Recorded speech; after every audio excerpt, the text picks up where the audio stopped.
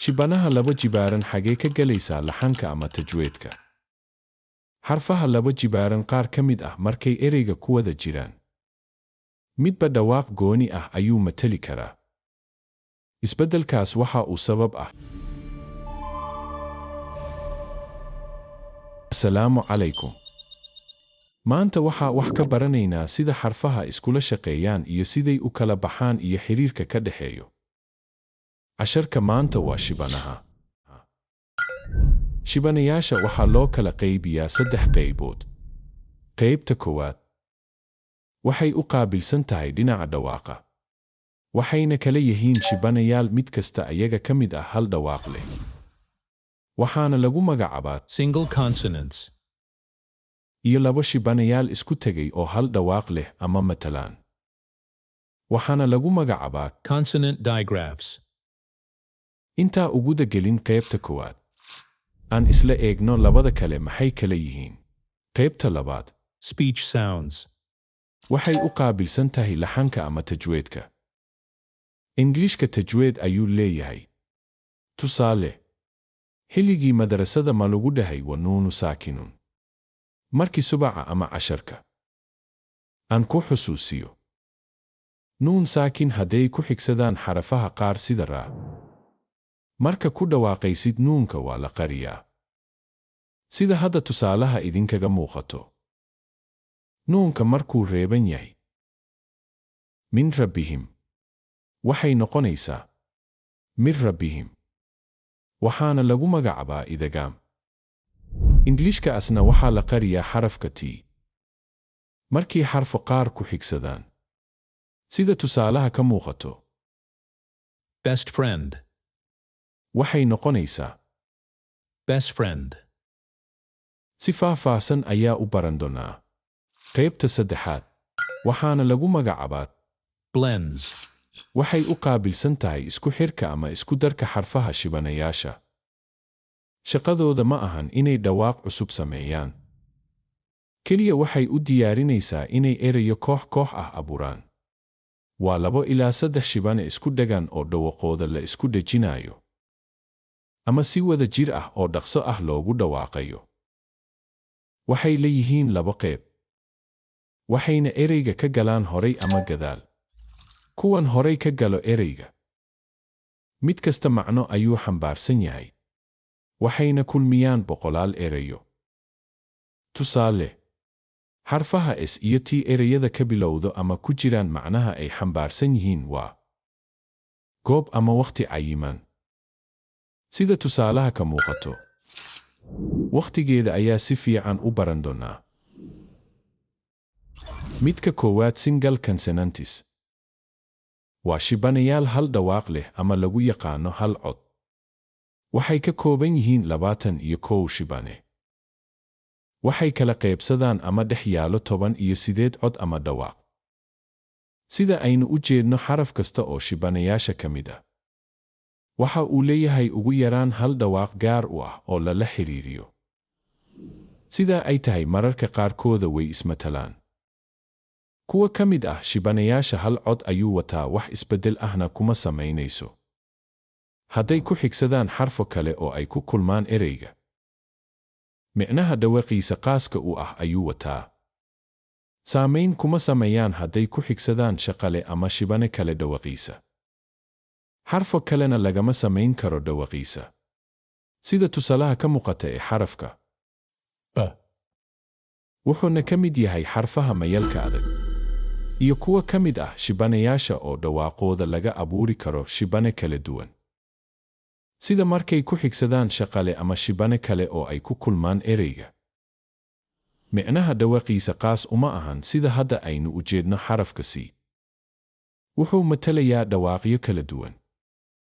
Xarafka C ayaa waxaa iskugu tegay dhammaan qaababka ay shibanayaasha u shaqeeyaan. Aan isla eegno xarafka C. Sidaa inoo muuqata 5 dhawaaq ayuu wataa. Mar wuxuu matalayaa dhawaaqyada xarfaha K iyo S oo shibanayaasha hal ka cod leh ka mid ah. Xarafka C dhawaaqa K. Markuu matalayo, wuxuu isku darsaday 3 ka mid ah shaqalada. Iyo 7 ka mid ah shibanayaasha. halka markuu matalayo dhawaaqa uu u baahan yahay keliya 3 ka mid ah shaqalada. Marna wuxuu matalayaa dhawaaqyada xarfaha labada shibane isku tegay oo halka cod leh ee loo yaqaano diagaraafka. Waa isku darka 2 xaraf oo shibane ah oo sameeyaan hal dhawaaq ama hal cod. Mararka qaarkood isku darka waxa ay keentaa in labadooda hal xaraf uu aamuso aan lagu dhawaaqin.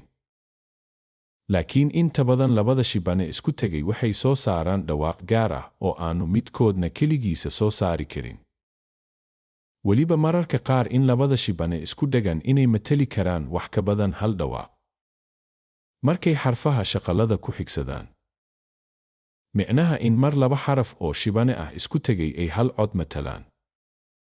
Ama 2 xaraf isku tegay oo wax ka badan hal dhawaaq ay isla matalaan wakhtiga lagu dhawaaqayo ama la qorayo dhawaaqa oo astaantiisu tahay xarfaha K iyo S. Macnaheeda ma ahan 2 shibane oo hal cod leh, markaan wuxuu isla matalayaa qaybtii labaad ee laxanka ama tajweedka. Speech sounds. Iyo qaybtii saddexaad ee blends. Shibanayaasha isku xiga oo dhawaqooda si dhaqsi ah loogu dhawaaqo. Tusaale ahaan u soo qaadano ereyga success. Siida 2 jibaaran waxay ku matalaysaa dhawaaqa xarafka X. Waa 2 dhawaaq la isku dhejinayo. Wuxuu matalaa keliya markii xarafka C uu noqdo shibane 2 jibaaraan. Oo siida dambe ay ku xigsadaan shaqalihii ka dhigayay inay noqoto dhawaaqa S. Hadday la soconin shaqaladaas waxay noqonaysaa dhawaaqa xarafka K. Waxaa kaloo ereyga ka muuqata xarafka S oo 2 jibaaran. Intaan sharaxaad kooban aan ka bixinin. Siday sidaan ku noqotay. Xagese ka socdaan shibanayaasha 2 jibaaraan oo ereyga kaga jiro qaybta hore dhexda ama gadaal. Iyo meeshay ka galaan tajweedka. Waxaa ka diyaarsan 10 dhan. 10kan ayuuna ku xigaa. Inkastoo shibanaha 2 jibaaran uu 10kan ka mid yahay, haddana way ka shaqo badan tahay. Waxaa daruuri ah in la siiyo wakhti gooni ah si wax badan looga barto. Aan u soo laabano sharaxaada.